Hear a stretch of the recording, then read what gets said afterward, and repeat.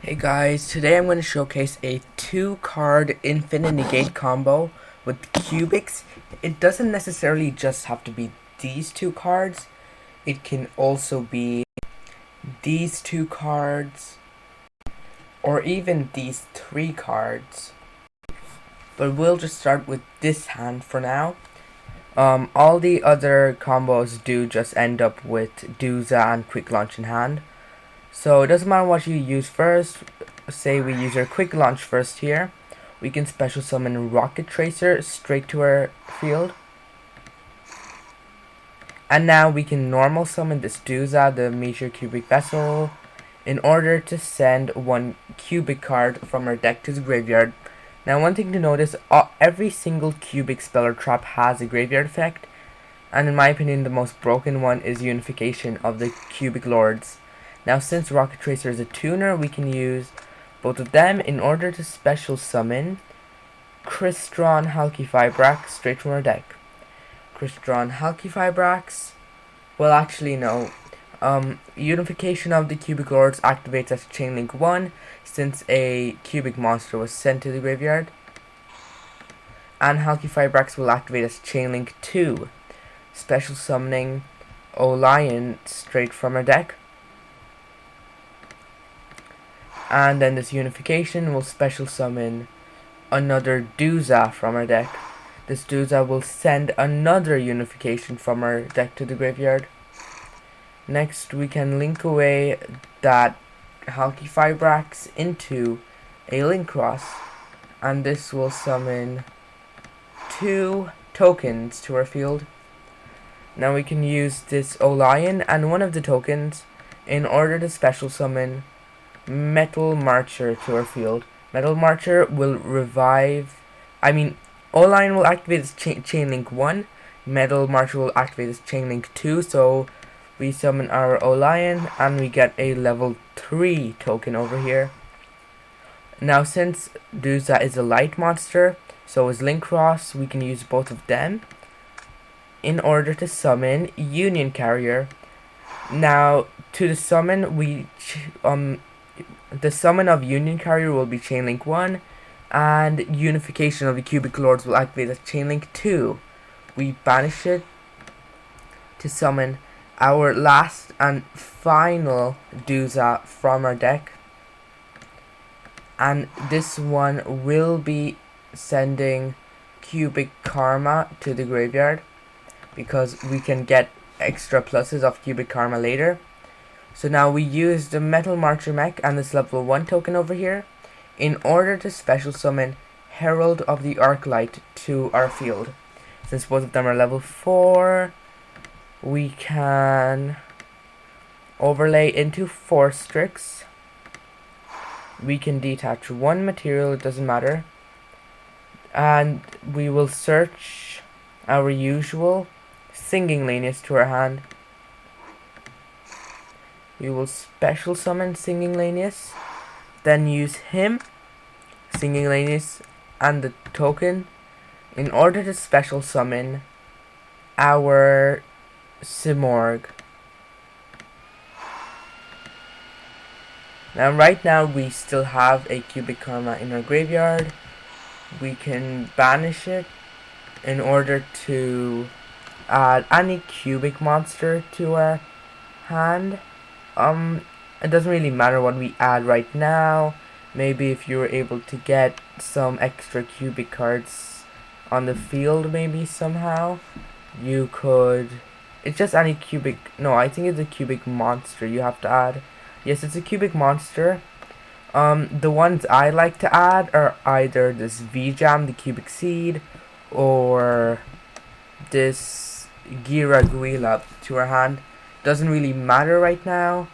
I'll just add V-Jam to our hand. And just like that, oh sorry, we're meant to be in our main phase by the way. The Union Carrier will target our Simorgh, and it will equip it with our Mist Valley Thunderbird. Now, Miss Simorgh has a 1000 attack point bonus right now.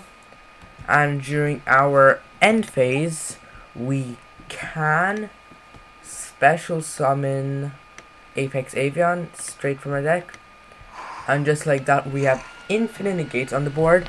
If our opponent tries to activate a card effect, Apex Avian will bounce back one Mist Valley card you control. This card part is important, so you can bounce back this Mist Valley Thunderbird on the field back to your hand, and then that activation will be negated, and then Thunderbird will trigger. Since it was returned from face up on the field to the hand, we can special summon it. Now if our opponent tries to activate another card effect, you can just bounce it back to your hand, negate it, and then Thunderbird will special summon itself back. And this, you can do this infinitely, but the only flaw in this is that you can't do it more than once per chain. So you have to hope that your opponent doesn't play quick play spells or any of that sort. And I just want to show you one board I got from an earlier test hand. So I had gotten this board earlier with the test hand. As you can see, I have a lot more cards on the field. I have a Crimson Nova, which can deal your opponent 3,000 points of damage during the end phase. And it's also 3k beater. We have a Cubic Dharma on the field. And it was really just a good board. It was a test hand. And we'll go on to the deck profile now. Okay, so this is the deck profile. We have one Apex Avian. This is our main negator. We have one Thunderbird. This is mainly the problem card. It can infinitely special summon itself, which is more of a problem than being able to negate an effect. We have two Crimson Nova.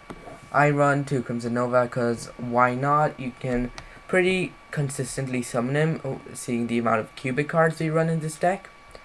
We have one Buster Gundeel, the cubic behemoth.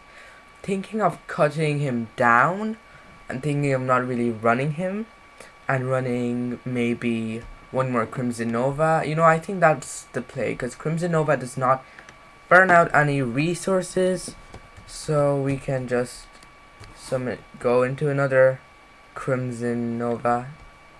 Okay, yes, quick change. So we have 3 Crimson Nova because it does not burn out any resources trying to summon him. He has really decent protection, because not a lot of monsters this can go over that 3,000 attack point border. It can also make a second attack during the battle phase, and it deals both players 3,000 points of damage. And it is a pretty good boss monster. Next we have Gira Guila, the Cubic King. It doesn't have that bad of a summoning requirement, just sending one cubic monster you control to the graveyard. So if you have maybe a unification of the if you have a Duza, where's Duza? Yeah, if we have one Duza and one Gira Guila in our hand, we can normal summon Duza, get rid of unification, and then get rid of that Duza using the Gira Guila special summon, deal your opponent 800 damage. And you would also be special summoning a monster from your deck of unification of the Cubic Lords. We have one Vulcan Dragony. Gira Guila searches Vulcan Dragony in its floating effect. So you can summon 2 V-Jam Seeds in your graveyard, and you can add one Vulcan Dragony. This one requires 2 cubic monsters to be sent.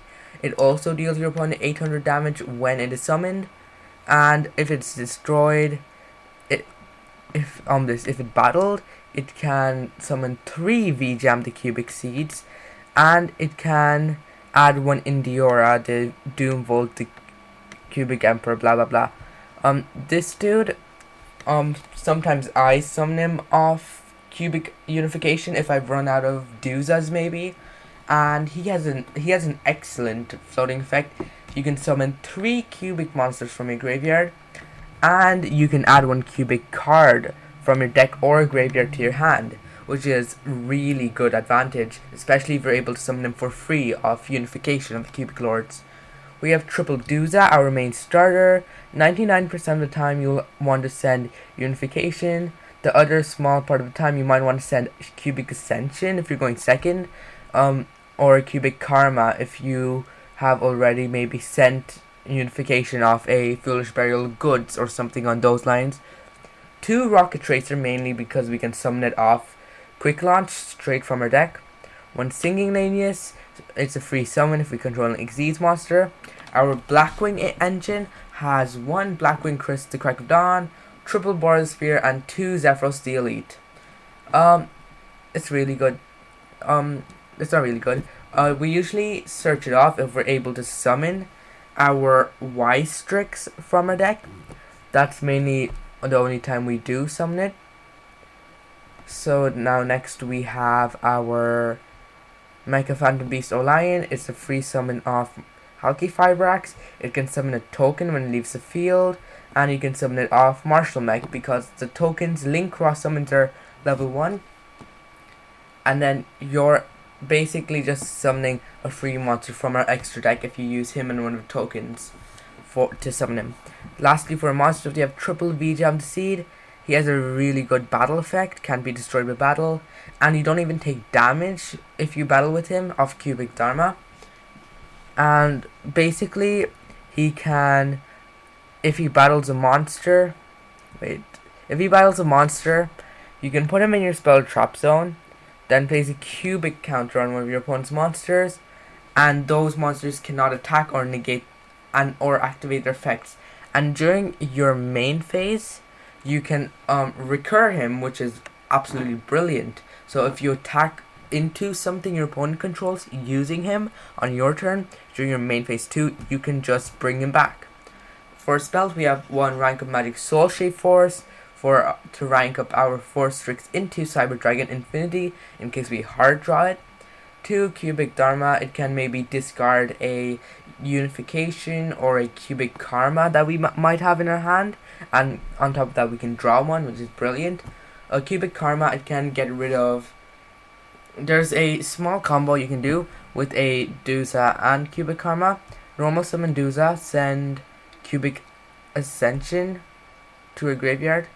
Oh yes, and by the way, I recommend doing this if you have less. Well, not recommend. You can only do this if you have less than. If you have 2,000 life points or less attack points than your less life points than your opponent. What am I saying? I have no idea. So you can just normal summon Duza, send Cubic Ascension to the graveyard, activate Karma, send 3 Cube V-Jam the Seeds to our graveyard from our deck, and Cubic Ascension can just banish him, summon them from the graveyard, which is perfect. It's practically a +1, and on top of that it can half your opponent's life points, which is perfect. We have triple Foolish Burial Goods, maybe to send the Unification or Karma to our graveyard. Quick Launch, once again just to summon Rocket Tracers so that we have fodder for Halki Fibrax. Triple Unification of the Cubic Lords, it's basically a free summon from the deck. And lastly, we have 1 Cubic Ascension to summon 3 V-Jams.